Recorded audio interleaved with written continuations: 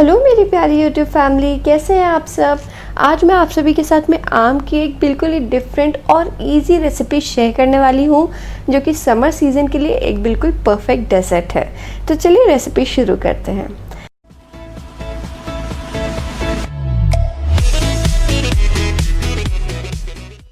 Subscribe कीजिए सोनल की रसोई चैनल को और बेल आइकन को दबाइए न्यू रेसिपीज सबसे पहले देखने के लिए। सबसे पहले हम टार्ट शेल बना लेते हैं। अब टार्ट शेल बनाना एक बहुत ही लंबा प्रोसेस होता है, तो हम शॉर्टकट वाली टार्ट शेल बनाने वाले हैं। उसके लिए हमें चाहिए होंगे कुछ बिस्किट्स। आप कोई से भी बिस्किट्स यूज़ कर सकते हैं। तो यहाँ पर मैंने ये कुछ सिंपल बिस्किट्स ले लिए हैं। तो एक ग्राइंडिंग जार ले लीजिए, इसमें मैं 2 पैकेट बिस्किट्स डाल रही हूँ और बिस्किट का आपको बिल्कुल एक फाइन पाउडर बना लेना है। तो बिस्किट हमारे पिस चुके हैं, इसे मैं निकाल लेती हूँ एक बाउल में। अब इसमें हम डालेंगे बटर। तो यहाँ पर मैं मेल्टेड बटर यूज़ कर रही हूँ। यहाँ पर मैं अनसॉल्टेड बटर यूज़ कर रही हूँ। अब कई लोग पूछेंगे अगर हमारे पास बटर नहीं है तो हम घी यूज़ कर सकते हैं, तो आप घी भी यूज़ कर सकते हैं। बस ध्यान रखें वो मेल्टेड हो, थोड़ा सा गर्म हो। अब इसमें कितना बटर डालना है वो डिपेंड कर सकता है कि आपने बिस्किट कौन सा लिया है। अगर क्रीम बिस्किट लिया है तो बटर थोड़ा कम जाएगा, अगर नॉर्मल बिस्किट लिया है तो उसमें थोड़ा ज़्यादा जाएगा, या डाइजेस्टिव बिस्किट लिया है तो थोड़ा ज़्यादा जाएगा, गुड डे बिस्किट लिया है तो थोड़ा कम जाएगा। तो ये आप अपने अनुसार एडजस्ट कर सकते हैं। तो यहाँ पर मुझे टोटल 2 बड़ी चम्मच मेल्टेड बटर मैंने यूज़ किया है इसका इस तरीके से डो बनाने के लिए। ये बिल्कुल ऐसा होना चाहिए कि अगर आप मुट्ठी बनाए ना तो आराम से ये इसका एक गोला बन जाना चाहिए। तो ये देखिए, ये तो बिल्कुल रेडी है। अब हम रेडी कर लेते हैं टार्ट शेल। टार्ट शेल बनाने के लिए यहाँ पर मेरे पास इस तरीके से ये पाई बॉक्स है। अगर आपके पास ये नहीं है तो मैं आपको दूसरा ऑप्शन भी बताऊंगी आगे चल के, तो वीडियो पूरा ज़रूर देखिएगा। तो यहाँ पर मैंने इस तरीके से ले लिया है। इसमें क्या होता है ना, टार्ट जब भी आप बनाएं तो इस तरीके से जो नीचे वाला पोर्शन होता है वो हट जाता है ना, तो टार्ट रिमूव करना आसान हो जाता है। तो अब इसमें हमें ये जो हमने बिस्किट का मिक्सचर रेडी किया है वो अच्छी तरीके से दबाते हुए टार्ट शेल को कवर कर लेना है। जो इसकी एजेस है उसमें थोड़ा सा मोटा रखिए, वरना ना ये टूटने के चांसेस ज़्यादा रहते हैं। अच्छी तरीके से प्रेस करते हुए इवनली आपको इसका टार्ट शेल रेडी करना है। कहीं मोटा कहीं पतला बिल्कुल भी मत रखिएगा। तो ये हमारी टार्ट शेल रेडी है। लेकिन मैंने जैसा आपको कहा था कि अगर आपके पास ये नहीं है तो भी आप बना सकते हैं। तो उसके लिए आपको क्या करना है, इस तरीके से अगर आपके पास कोई डिस्पोजेबल कटोरी है तो आप वो ले सकते हैं, या फिर अगर आपके पास कपकेक्स के ये मोल्ड है ना, आप वो भी यूज़ कर सकते हैं। इसमें भी आप इजीली बना सकते हैं। तो जैसे कि अगर डिस्पोजेबल वाली है तो डिस्पोजेबल वाले में आप डायरेक्ट रख दीजिए। इस तरीके से आपको ये टार्ट शेल बना लेनी है डिस्पोजेबल कटोरी में। और अगर आपके पास कपकेक मोल्ड है तो उसमें आपको कपकेक लाइनर्स लगाने हैं, और उसके बाद इसमें आप ये बिस्किट का पाउडर डाल दीजिए पूरा और उसे सेट कर लीजिए। इस तरीके से आप ये दोनों तरीक़ों से भी ये टार्ट शेल बना सकते हैं। तो चलिए अब इसे हम रख देते हैं फ्रिज में, ताकि अच्छी तरीके से सेट हो जाए, बटर अच्छी तरीके से ड्राई हो जाए। जब तक हमारी टार्ट शेल रेडी हो रही है हम यहाँ पर कस्टर्ड रेडी कर लेते हैं। तो यहाँ पर एक बाउल में मैं ले रही हूँ 4 चम्मच कस्टर्ड पाउडर। यहाँ पर मैं आधा लीटर दूध के लिए 4 चम्मच ले रही हूँ। वैसे नॉर्मली जब भी हम कस्टर्ड बनाते हैं तो आधा लीटर दूध के लिए हम 2 या 3 चम्मच कस्टर्ड पाउडर लेते हैं, जो कि इनफ होता है। लेकिन यहाँ पर जो हम ये मैंगो टार्ट बना रहे हैं इसमें जो हमें ये कस्टर्ड चाहिए ना, थोड़ा थिक चाहिए, ताकि जब आप इसे कट करें तो ये ईजिली कट हो जाए। तो अगर आपको लगता है कि 4 चम्मच में भी इनफ नहीं हो पाएगा तो यहाँ पर आप 5 या 6 चम्मच भी कस्टर्ड पाउडर ले सकते हैं। पर मैंने एक पैन में आधा लीटर दूध ले लिया है। दूध हल्का सा गर्म हुआ है और इसी के साथ में मैं इसमें डाल दूँगी चीनी। यहाँ पर मैं 5 चम्मच चीनी डाल रही हूँ। आप कम या ज़्यादा अपने टेस्ट अनुसार कर सकते हैं। अब दूध अच्छी तरीके से खौल गया है तो बस इसमें हम कस्टर्ड डाल देंगे। कस्टर्ड डालने से पहले ना उसे वापस से एक बार मिला लीजिए, क्योंकि कस्टर्ड नीचे कटोरी में सेटल हो जाता है। और इसे जैसे जैसे आप डालें वैसे वैसे आप करछली से दूध में मिक्स करते जाएं, वरना लम्स फॉर्म हो जाएंगे। एक बार ही आपने इसमें कस्टर्ड डाल दिया है तो इसे चलाते रहें कंटिन्यूसली, छोड़े बिल्कुल भी नहीं।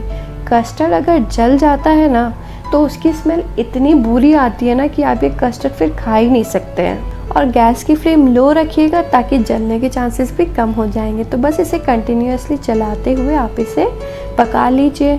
थोड़ी देर तक आप चलाएंगे तो ये धीरे धीरे गाढ़ा होता जाएगा और एट टाइम ये काफ़ी ज़्यादा गाढ़ा हो जाएगा। तो बस उसी टाइम पे आपको कर देनी है गैस बिल्कुल बंद और कस्टर्ड को रख देना है आपको ठंडा होने के लिए।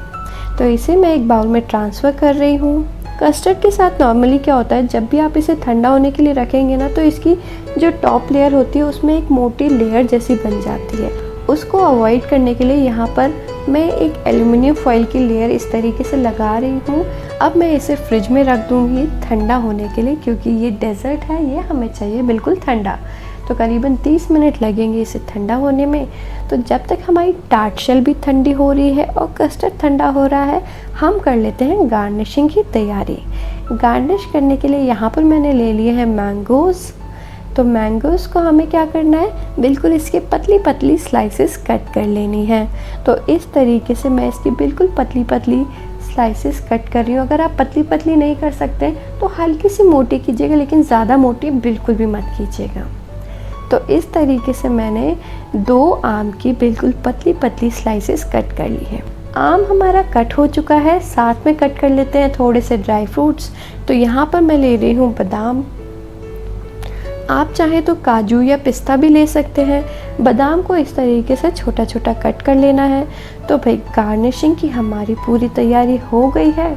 अब बस सारी चीज़ों को ठंडा होने देते हैं और फिर हम कर लेंगे हमारी टार्ट को असेंबल। तो सारी चीज़ें ठंडी हो गई हैं और ये जो हमारी टार्ट शेल है बिल्कुल परफेक्टली सेट हो गई है। अब हम कर लेते हैं इसे असेंबल। तो जो हमने कस्टर्ड लिया था ये देखिए, अब इसमें जो हमने एल्युमिनियम फॉइल लगाया था उससे मैं हटा रही हूँ और आप देखिए इसमें वो मोटी लेयर नहीं पड़ी है जो कि मोस्टली पड़ जाती है, बिल्कुल इसीलिए मैंने इसमें ये एल्युमिनियम फॉइल लगाई थी। अभी भी ये हल्का सा गर्म है इसलिए इतना लिक्विडी थोड़ा सा लग रहा है।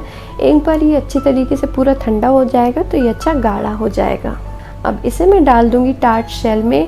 पूरा ऊपर तक नहीं भरिएगा, हल्का थोड़ा सा खाली रखिएगा। और बस फाइनली कर लेते हैं हम इसे गार्निशिंग। गार्निशिंग करने के लिए जो हमने मैंगो की स्लाइसेस कट करके रखी थी ना उसका यूज़ करेंगे और उसकी यूज़ से हम यहाँ पर फ्लावर्स बनाएंगे।